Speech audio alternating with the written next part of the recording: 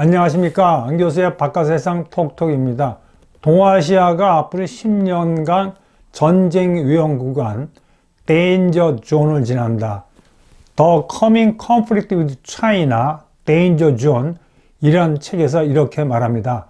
이 책은 존스 호킨스 대학의 할 브렌즈 교수와 터프트 대학의 마이클 버클리 교수가 같이 썼습니다.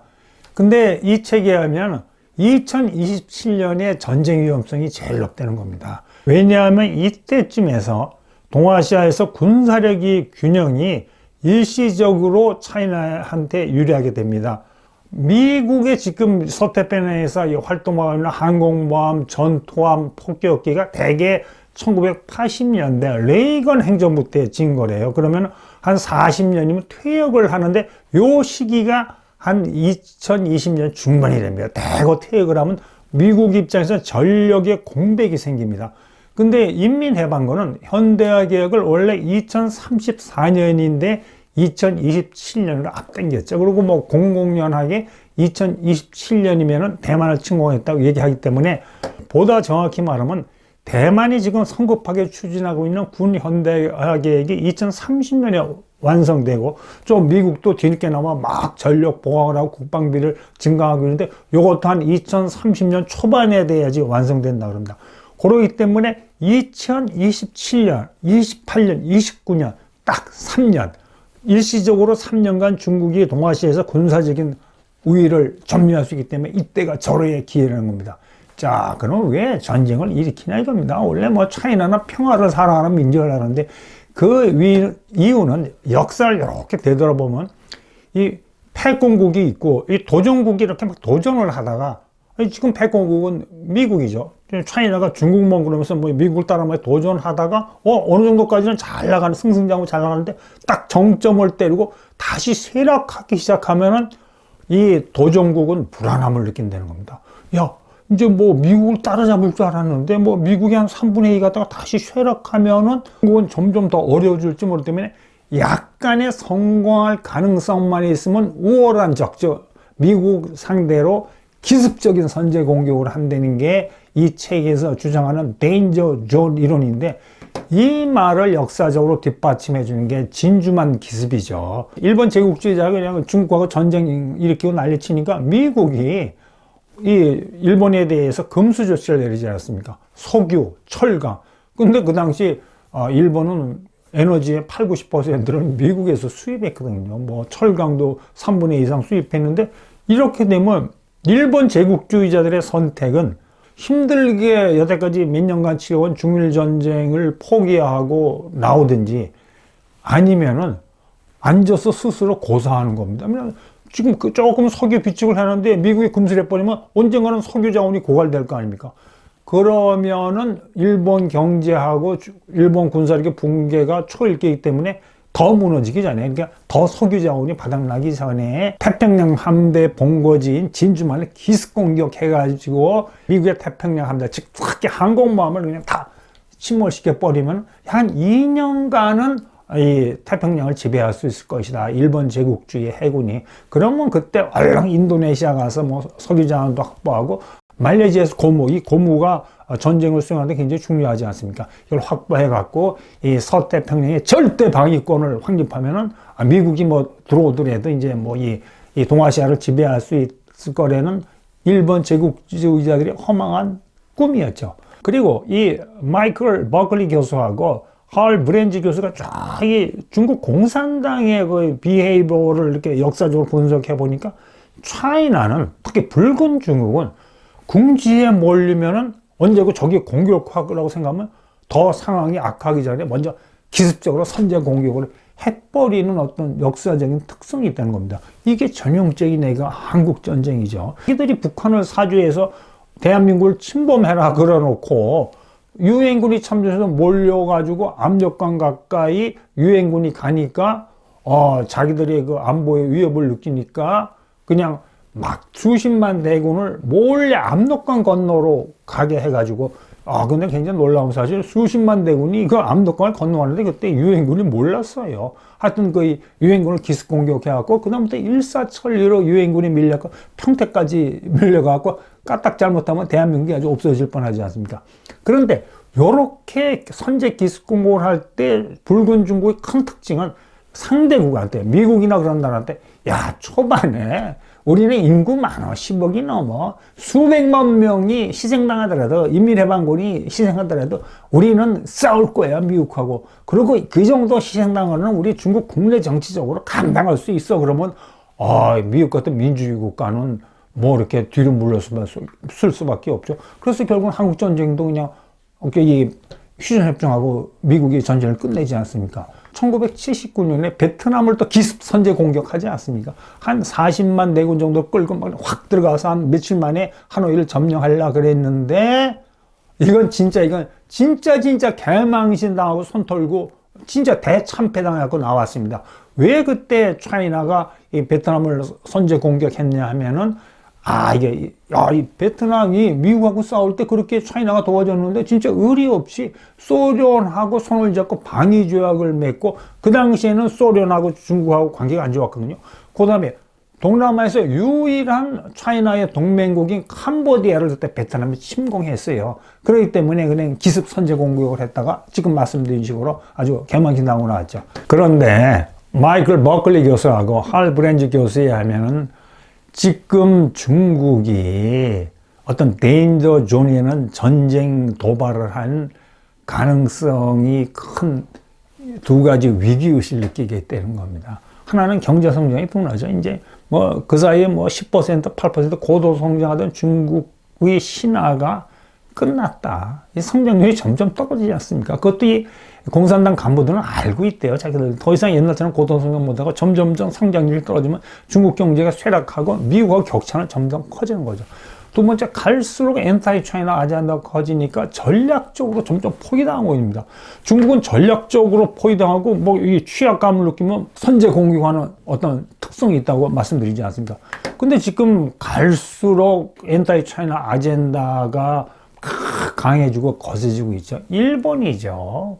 뭐 일본이 헌법을 재해석하고 재무장하고 군비를 팍팍 증강하고, 거기다 이제 차이나가 위협을 느끼는 게 호위함이라고 맹기는데 요거 살짝 개조하고 네 척의 경항공모함을 싣겠다는 거 아닙니까? 일본이. 여긴 F-35B 스텔스 전투기 수십 대를 칠 수 있어요. 이 네 척의 경항공모함, 특히 F-35 스텔스기를 실은 항공모함이 그냥 대만 해협이나 중국 해협으로 왔다 갔다 하면 중국이 진짜 위협을 느끼고, 그 다음에 이제 우리가 이렇게 지도를 보면은 이 오키나와 아래 난세이 군도가 조그만 섬들이 대만 바로 옆까지 붙어 있습니다. 저 조그만 섬에. 조그만 섬이 요나구니 섬, 이시카키 섬, 이런 건데, 여기다가 최근에 일본이 엄청 공격용 미사일을 막 배치하고 잠수함 기지를 막 맹길고 있어요. 그러니까 이게 두 가지 일본의 목적이죠. 만약에 차이나가 대만을 침공하면 거기서 대만을 지원하겠다는 거 아니고, 만약에 차이나가 바로 위에 센카쿠 군도가 있지 않습니까? 센카쿠 군도를 뭐 섣불리 들어오려고 그러면 이걸로 잠수함이나 미사일로 치겠다는 어떤, 일본이 중국이 약간 위협을 느낄 정도로 공격적으로 공세적으로 특히 중국 대륙의 바로 코앞에 있는 난세이 군도에서 군사력을 확장하고 있는 겁니다. 그 다음에 이제 베트남입니다. 베트남. 동아시아에서 차이나하고 국경을 접하고 있는데 함부로 못하는 나라가 어느 나라인지 아세요? 베트남입니다. 지금 베트남이 이동식 대한미사일, 특히 남중국해에서 그냥 불법적으로 중국 함선들이 왔다 갔다 하니까 이거를 요격할 수 있는 대한미사일을 해안포대 형태로 쫙 베트남 해변에 깔아놨고, 또 러시아 잭은 하지만 약간 허접하긴 하지만 공격력 잠수함도 베트남이 갖고 있대요. 거기다음에 뭐 크기는 크지 않아 전투하면서 최신의 순항 미사일도 막 이 베트남이 달고 막 왔다 갔다 하기 때문에, 만약 베트남이 마음 먹으면은 제가 빨간 점선을 표시하지 않습니까? 중국이 자기 바다라고 주장하는 남중국해의 서쪽 3분의 1 정도는 베트남의 미사일이나 이 함정에서 발사하는 미사일의 사격권 내에 들어가고, 저 위에 하이난섬 있지 않습니까? 중국의 하이난섬에 있는 군사 기지도 베트남 미사일의 사격권에 들어간다는 겁니다. 거기다 또 최근에 베트남이 또 그 빡세게 싸우던 미국하고 짝짝꿍 손잡고 다낭항에 미국의 항공모함인 루즈벨트호가 들어오는 것도 이렇게 허용하지 않습니까? 그러니까 1979년에 개망신당한 베트남이 이제 미국하고도 손잡을 수 있는 겁니다. 위기의식을 느끼만 하죠. 그 다음에 인도네시아. 이 인도네시아도 재밌는 게 미국하고 손잡는 게 일본하고 군사협력을 강화하고 있습니다. 인도네시아. 이게 좀 역사적인 배경이 있어요. 뭐, 이 태평양 전쟁 때 일본 제국주의자라고 인도네시아하고 좀 관계가 좋았어요. 그러니까 인도네시아도 자꾸 이 남중국해에서 이 차이나가 자기 영토라고 주장하는 섬을 막 침범하고 막 그러니까 국방비 지출을 2020년에 20% 증강하면 엄청나게 많이 증강합니다.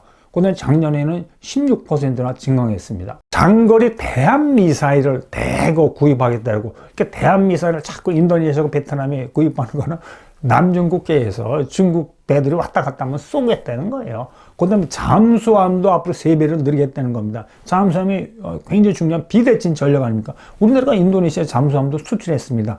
그러면서 인도네시아는 또 재밌는 게 하여튼 자국 영해에 들어오는 외국의 뭐 군함이든지 어선이든지 모두 그냥 침몰시키겠다. 그렇게 인도네시아가 선언하고 실제로 이 납포한 중국 어선을 폭파시키는 장면을 인도네시아 전 국민이 보기 TV로 생중계하겠답니다.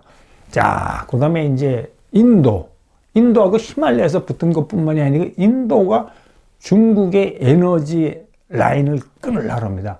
저기 이제 말라카 해협을 미국이 장악하고 있으니까 중국이 머리를 썼고 태국을 구슬러갖고 저 태국 저쪽 이쪽에다가 이렇게 운하를 개설하려고 하니까 운하를 개선하면 화살포 당뇨로 중국의 유조선이나 LNG 운반선이 다닐 수 있거든요. 그러니까 인도가 어떻게 했냐면 화살포 바로 앞에 안다만 니코바르 제도라는 게 이거 인도 이 섬들인데 여기다가 대규모 군사기지 만들고 대한 미사일을 갖다 놨어요. 그러니까 인도가 이제 차이나한테 보내는 메시지는 그 말라카 해협은 미국이 통제하고 너희가 뭐 태국을 이렇게 설득해갖고 운하면 길고 인도행으로 나올라 그래더라도 안다만 니코바르 제도에서 그냥 미사일로 그 이 중국 에너지 수송선 조지겠다 이겁니다. 자, 이렇게 되면은 이제 중국이 느끼는 2대 위기에 의해서 데인저 존 이러려면 이제 한판 선제 공격을 해야 되는데 어느 나라를 먼저 선제 공격하느냐?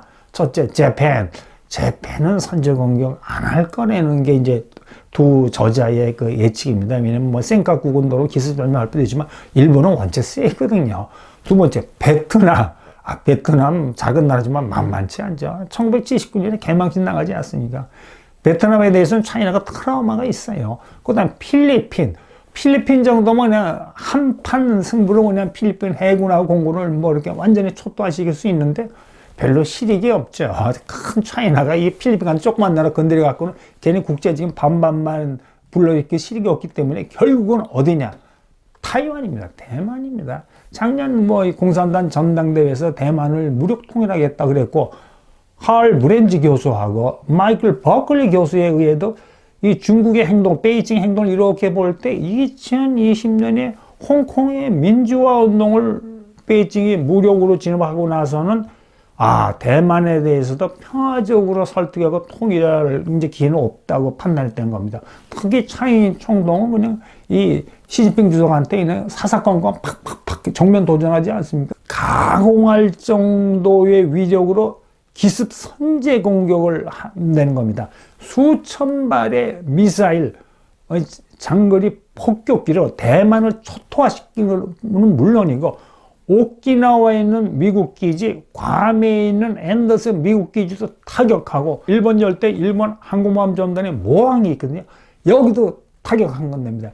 이때 타격할 때 쓰는 미사일이 등펑 26 미사일인데 이게 사정거리가 4,000km 때문에 충분히 타격할 수 있고 두 번째 이제 중국이 또 자랑하는 등펑 21이라고 사정거리가 1,800km인데 이건 항공모함 킬러입니다. 미국 항공모함을 잡으려고 중국이 특수하게 개발한 이 초음속 미사일인데 이걸로 서태평양에서 얼씬거리는 미 항모전단을 기습 선제 공격으로 초토화시키겠다는 겁니다.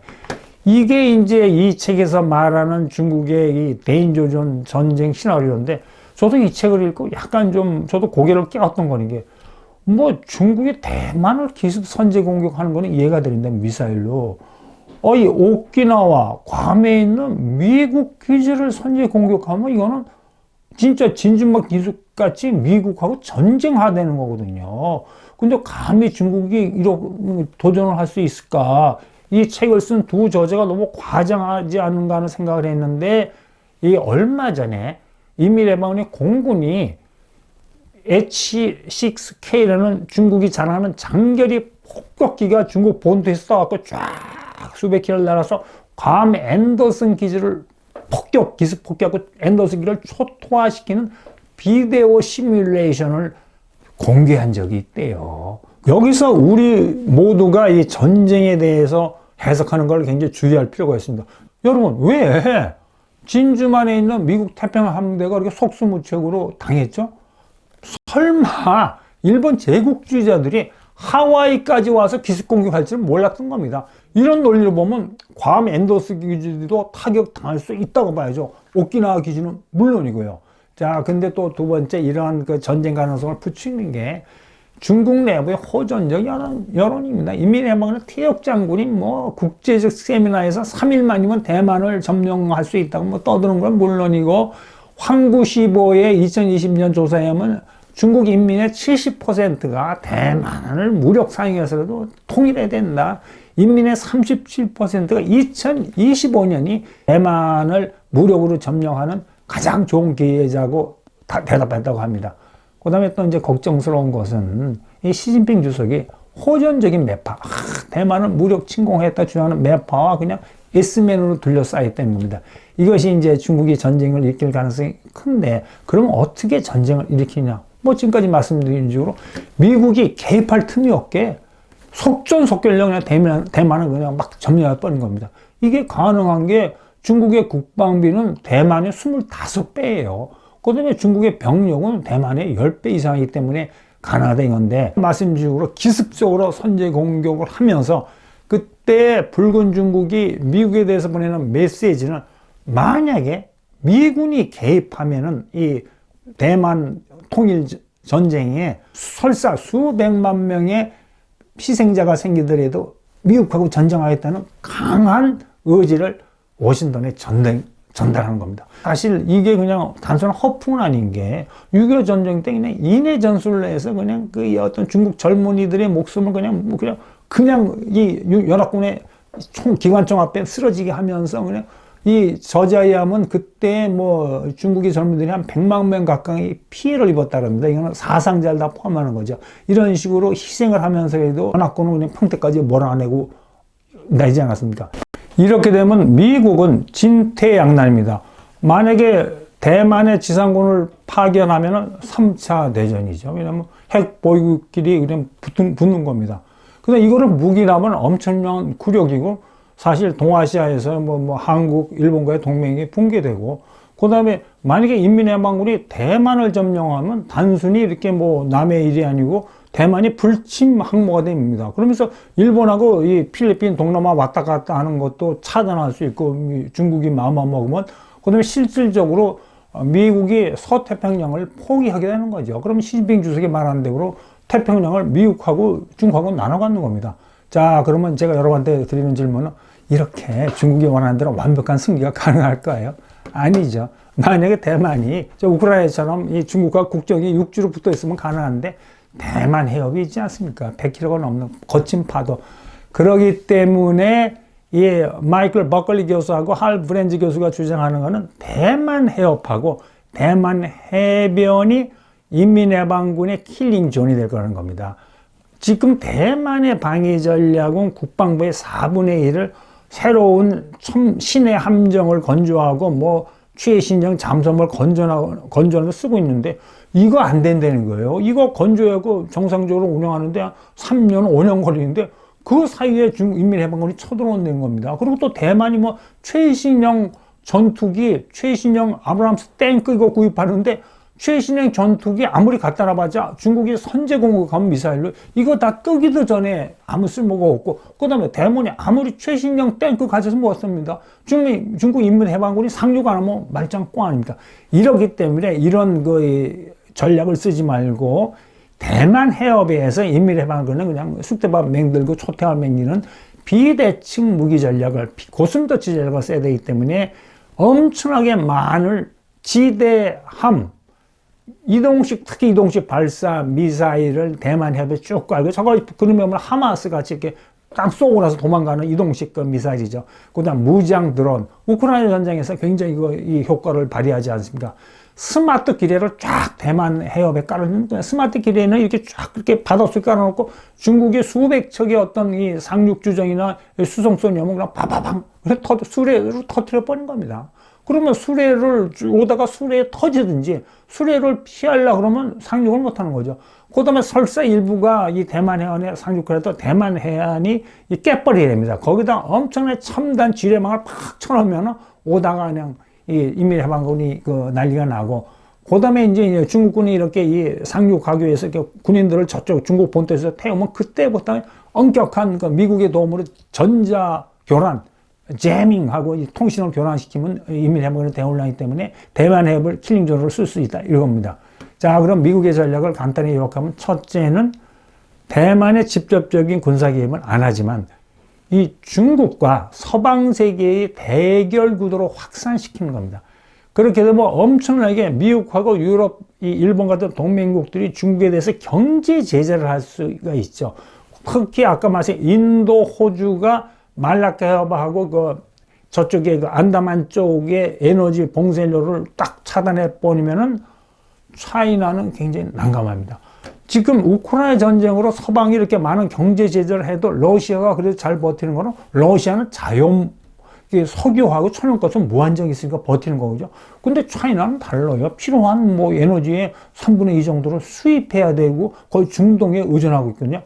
그렇게 되면은 중국이 의도한 대로 속전속결로 빨리 끝나는 게 아니고 장기전 소모전이 되죠. 장기전 소모전이 되면은 미국은 설사 뭐 중국하고 무역을 완전히 단절하더라도 US-China 트레이드 디커플링이 있더라도 미국 GDP의 0.5%밖에 손해를 안 본다는 겁니다. 근데 이제 중국 경제는 붕괴죠. 그래서 중국 경제가 붕괴되면 아까 말씀드린 대로 국내 정치가 불안해진 겁니다. 이제 중국 사람들이 공산당을 지지하는 거는, 중국 공산당을 지지하니까 날이 갈수록 이 생활이 풍요로워졌는데, 그렇기 때문에 어떤 약간 자유에 대한 탄압이나 제한이 있어도 그 중국 인민들이 받아들였는데, 살기 힘들어지면 공산당의 지배에 대한 어떤 불만이 커지기 때문에 공산당에 대한 반발이 커지는 걸 이제 미국이 노린 거죠.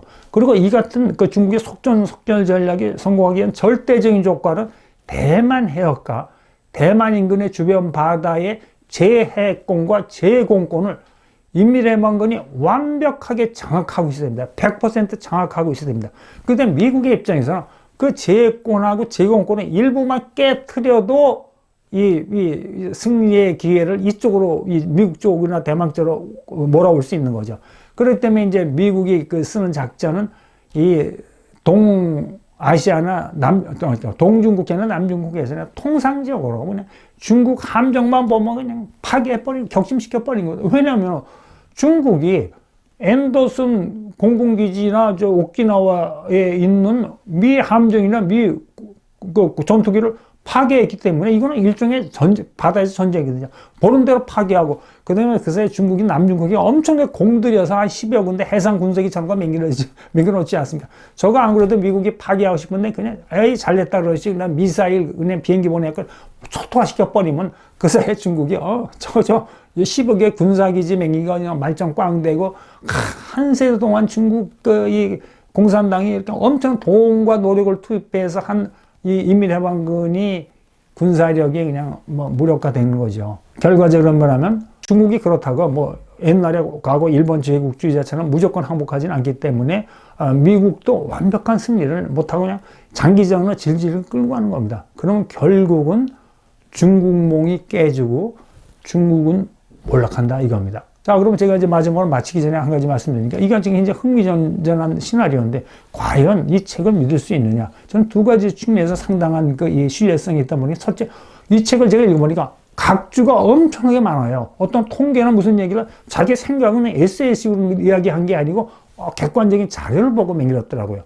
그 다음에 두 사람은 이 존스 홉킨스 대학하고 터프트 대학 교수인데, 워싱턴에 있는 아메리칸 엔터프라이즈 인스티튜트, 우리말로 미국 기업 연구소의 시니어 펠로우더라고요. 시니어 펠로우인데, 근데 참고적으로 여러분, 워싱턴에 싱크탱크가 많은데 미국 기업 연구소 AEI는 굉장히 보수 성향의 굉장히 세계적으로 명망 있는 연구소입니다. 그런 측면에서 볼 때 상당 부분 이 책에서 주장하는 데인저 존 이론은 우리가 이렇게 신뢰해도 될 것 같습니다. 오늘은 여기까지 하겠습니다. 여러분 오늘 하루 원더풀 하십시오. 감사합니다.